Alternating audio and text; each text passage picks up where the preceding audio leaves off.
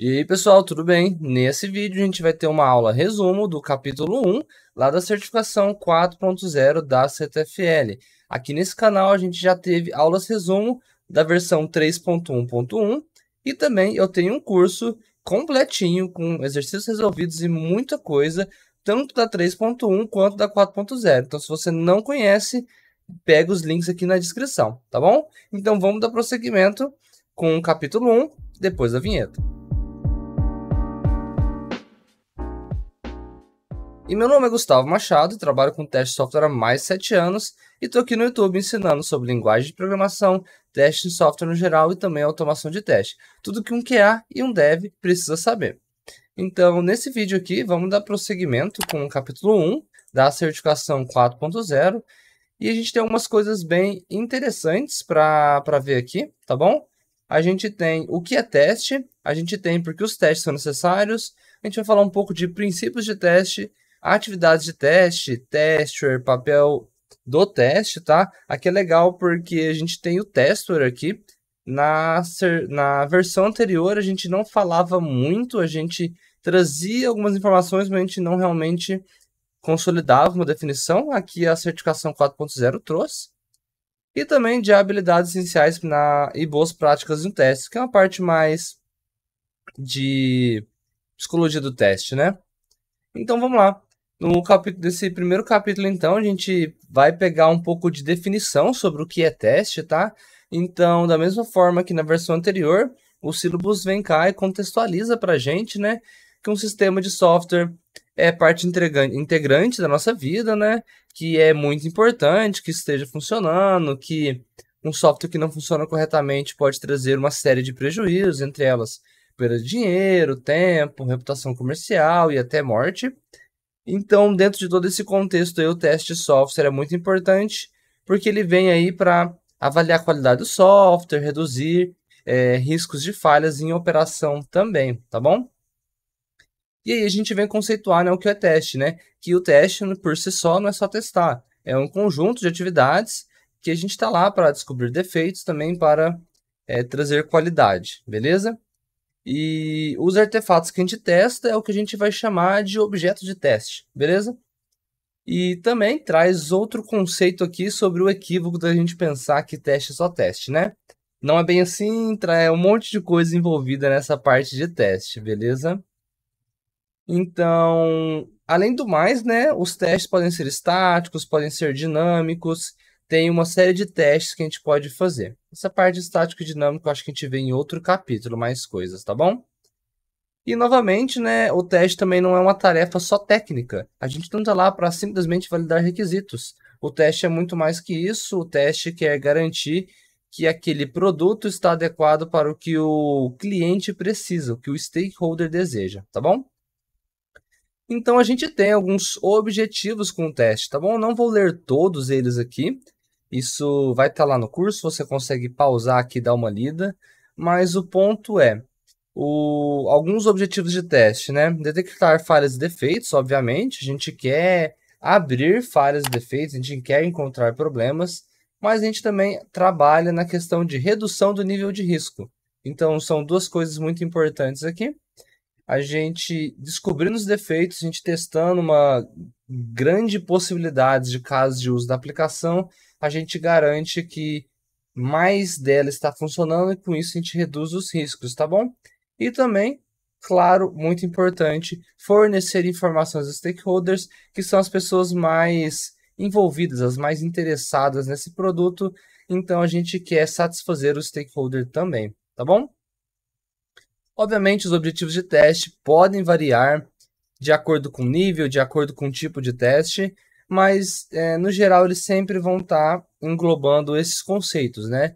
De encontrar falhas, garantir mais qualidade, diminuir riscos e também satisfazer o stakeholder. Mas podem variar, né? Pode ter mais objetivos específicos.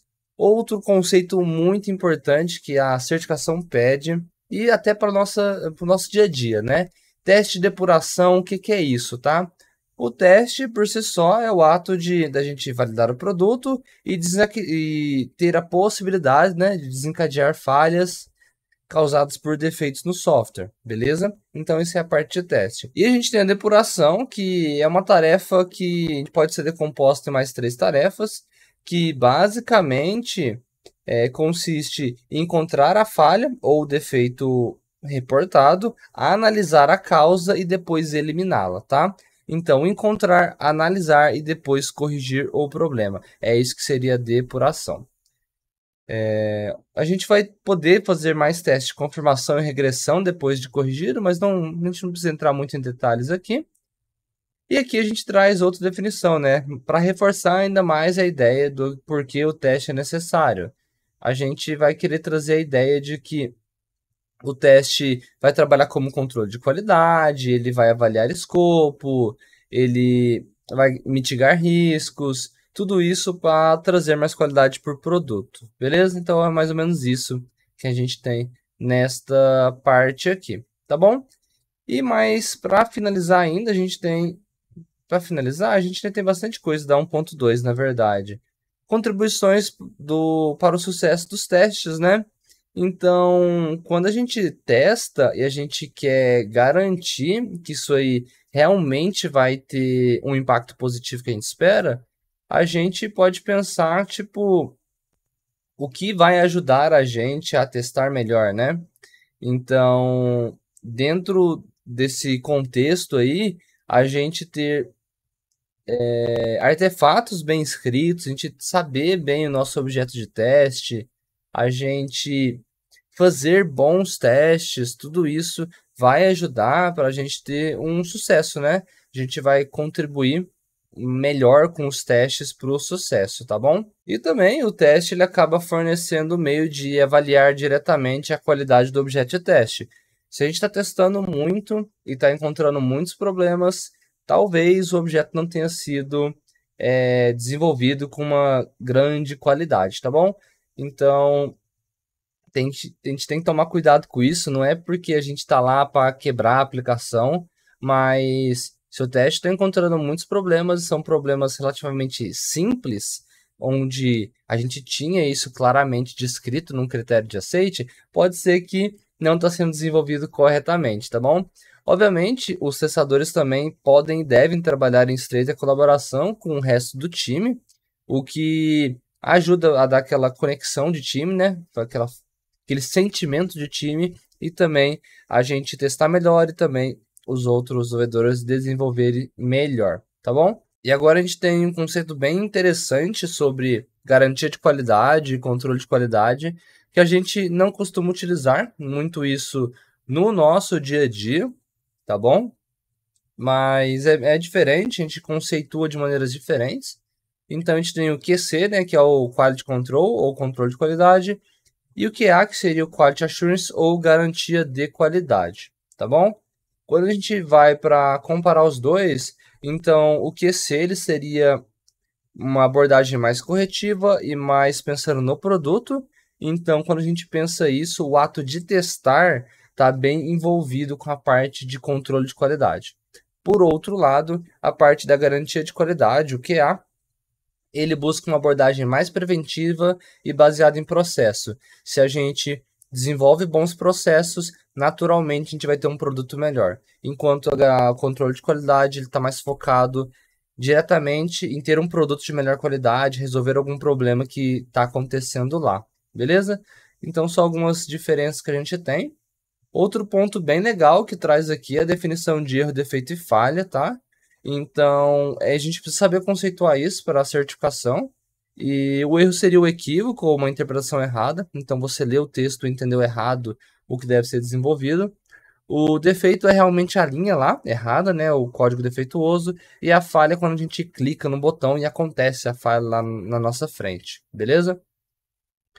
Então, uma coisa é você entender errado, outra coisa é você realmente escrever errado, outra coisa é o erro acontecer lá acontecer na sua tela, tá? O erro não, o problema, tá? Porque o erro é só o entendimento errado. Beleza? E a causa raiz seria a gente conseguir analisar e saber por que tá dando esse erro, né? Por exemplo, eu entendi errado por quê? Porque me falta conhecimento? Eu entendi errado porque foi escrito incorretamente? Foi passado errado para mim? Então, seria uma análise realmente de onde que veio o problema, tá? Muitas das vezes, se a gente conseguir tratar a causa raiz, a gente tem uma melhora de processo no geral. A gente não trata só o sintoma, mas a gente trata realmente o real problema, tá bom? Na parte aqui do capítulo 1.3, a gente vê uma parte de princípios de teste, que também são bem legais. São princípios que norteiam bastante o nosso conhecimento de teste. Então, a gente tem o princípio 1, são 7 princípios, né? O primeiro aqui vai mostrar a presença, que o teste mostra a presença e não a ausência de defeitos, tá? Isso aqui é bem legal. A gente está lá para testar, para encontrar defeitos, não para falar que eles não existem. Depois a gente tem que os testes exaustivos são impossíveis, né? A gente não tem tempo nem dinheiro infinito, então é completamente impossível a gente testar tudo. Os testes antecipados economizam tempo e dinheiro. Esse princípio reforça bastante a ideia do shift left, tá? Tanto da gente atuar quando a aplicação não está pronta, quanto a gente começar a testar o quanto antes, assim que ela começa a ficar possível de ser testada, né? Também engloba muito da gente participar em definições, em processos, na parte arquitetural da aplicação mesmo. Os defeitos se agrupam, o que ilustra um pouco o princípio de Pareto, né? Então, uma pequena parcela do código vai ter a maior quantidade de erros, tá? Os testes se degradam, ou o paradoxo do pesticida, como era conhecido na versão anterior, que fala muito sobre a gente não estar mudando os testes e parar de encontrar novos defeitos, tá? Depois a gente tem os testes que dependem do contexto, que, igual a gente viu, que a gente vai ter objetivos específicos para contextos específicos, então a gente também então vai depender o contexto do teste, né? E depois a gente tem a falácia da ausência de defeitos, na qual fala da crença equivocada, que é possível a gente testar tudo, que é possível a gente garantir que nada vai dar errado, que existe uma garantia de sucesso absoluto. Isso não existe, tá bom? O teste está aí para mitigar erros, não para mitigar riscos, né? Não para garantir 100% que tudo vai funcionar, beleza? Depois, aqui vindo para o capítulo 1.4, quase no finalzinho aqui desse primeiro capítulo, a gente vai entender um pouco das atividades de teste, tá bom?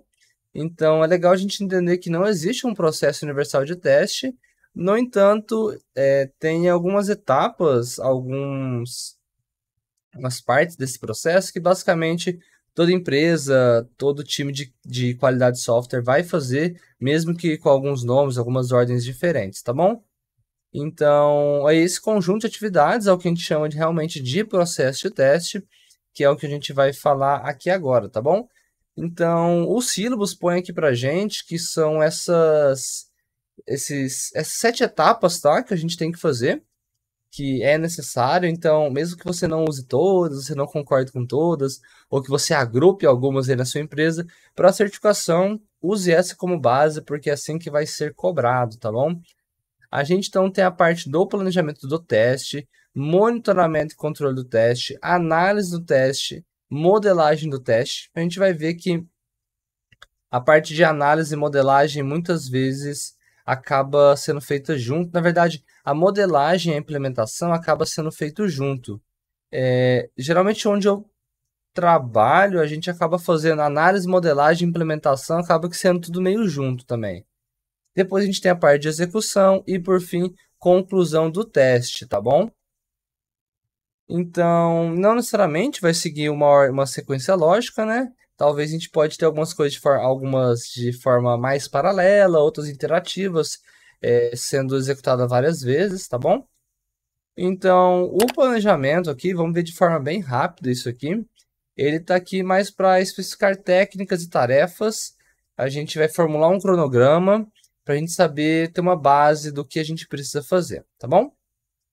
O monitoramento e controle engloba 2 atividades, tá bom? Que é a parte de monitoramento, que seria medição de métricas, comparação contínua do progresso real com o planejado, e a parte de controle, que realmente é uma tomada de ação. Alguma coisa deu errado no que eu estava monitorando, tenho que tomar uma ação para corrigir os desvios. Depois, a gente tem a parte de análise, então, a análise da base de teste para identificar recursos testáveis. Então, a gente vai olhar para o nosso objetivo, para a nossa base de teste, na verdade, que seria basicamente a história de usuário e vai ver, beleza, o que dá para testar daqui. Você faz uma análise e você pode chegar com uma lista do que você consegue testar, beleza? Então, com isso, a gente retira o que testar. A parte de modelagem, ela tenta elaborar os testes de forma de mais alto nível, tá bom? Então, com a modelagem, a gente tenta tirar o como testar. E, por fim, na implementação, a gente pega e começa a desenvolver realmente os testes para a gente responder a pergunta se a gente tem tudo que é necessário para testar. Igual eu falei, acaba que a modelagem e essa atividade de implementação do teste, a gente acaba fazendo meio que tudo junto no nosso workflow de trabalho, tá bom? Por fim, a gente tem a parte de execução. A parte de execução contempla uma série de tarefinhas também. Não é simplesmente executar. A gente precisa executar, a gente precisa coletar os resultados, a gente precisa abrir defeitos se estiver errado, a gente tem que gravar os resultados, um monte de coisa a gente tem que fazer que envolve a parte de execução, beleza? E por fim, a gente tem a conclusão de teste, tá bom? Onde a gente vai reunir todas as informações necessárias do que foi testado, resultados, conclusões, para a gente saber se a gente vai conseguir fazer um lançamento, se a gente vai cancelar o projeto, ou se a gente realmente só terminou a sprint. Então, geralmente, atividades de conclusão acontecem dentro desse marco, tá bom? Quando a gente olha aqui mais uma parte de processo de teste dentro de um contexto, né? O teste ele não é realizado de forma isolada, ele acontece dentro de um processo de uma organização. Então, o teste e a forma como o processo de teste acontece vai depender de vários fatores contextuais, tá bom? Um que é muito importante é o ciclo de vida de desenvolvimento de software, quando a gente trabalha com Scrum, com Kanban, com XP, ou se tiver alguma empresa que trabalha um pouco mais travado no Cascata. Então, a forma como esses processos, essas etapas do processo que eu acabei de falar, funcionam vai ser bem diferente, tá? Vai variar bastante. A gente tem que entender isso para a gente não ficar preso a essa ideia de que tem que ser feito exatamente dessa forma, beleza? Aqui, então, a gente tem a parte do tester também. Então, só para definir, né, o tester é criado como um produto de trabalho das saídas das atividades de teste. Então, tudo que a gente obteve a partir da atividade de teste, a gente vai chamar de tester. Então, a gente vai ter todos os relatórios, resultados, os testes escritos, resultados esperados, tudo isso aí vai contemplar o tester, beleza? Aqui ele vai trazer uma ideia do tester para cada uma das etapas, né?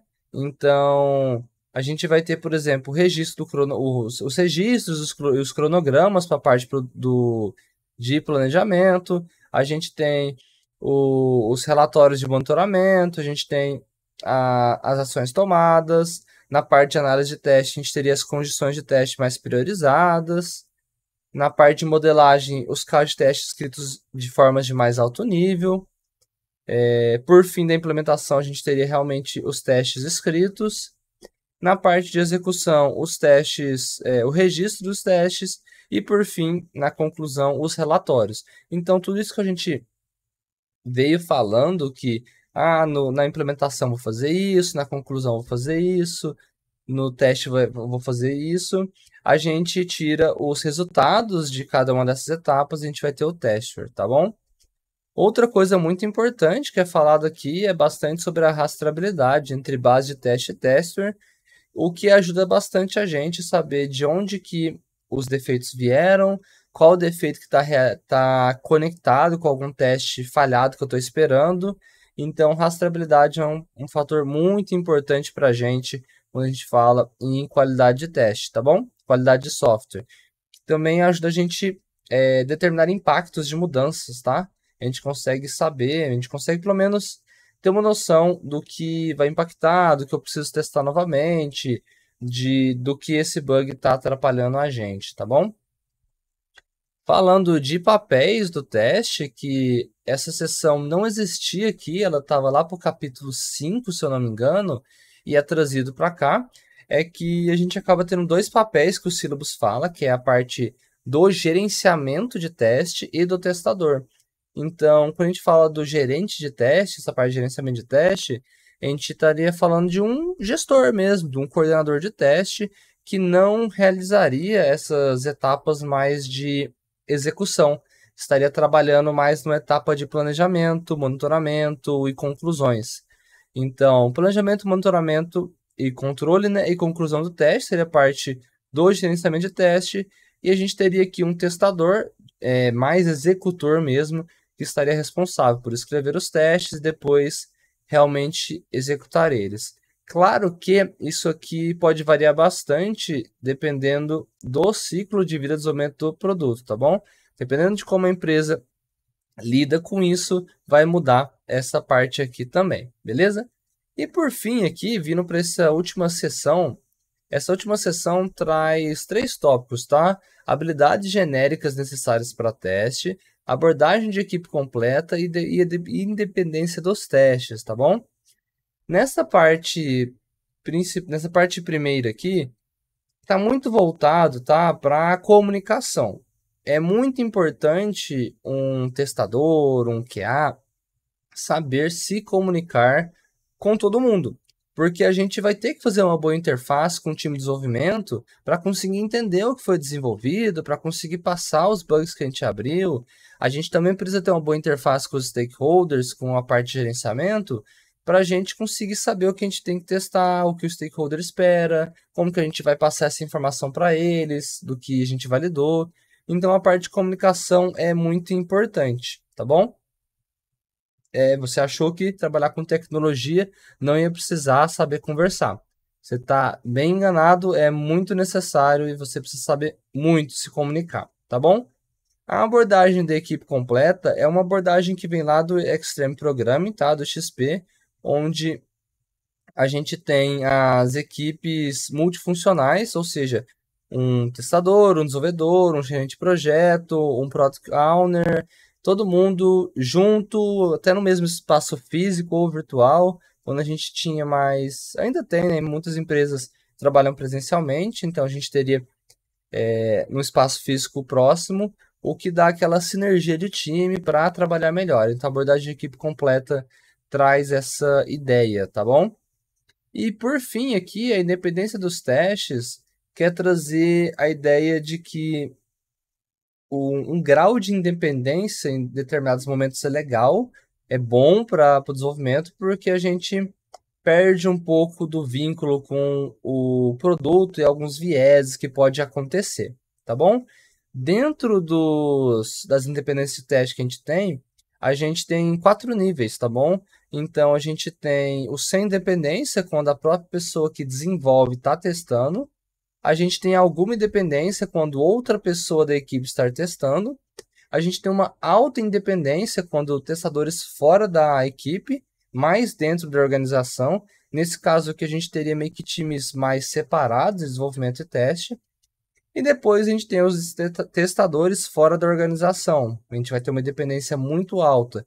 Essa última parte aqui pode estar muito ligado a validações e homologações, tanto com stakeholders quanto com algum órgão que mexe com alguma parte regulatória, legal, que a gente tem que... Quando eu falo legal, de leis, tá? Que a gente tem que validar, beleza?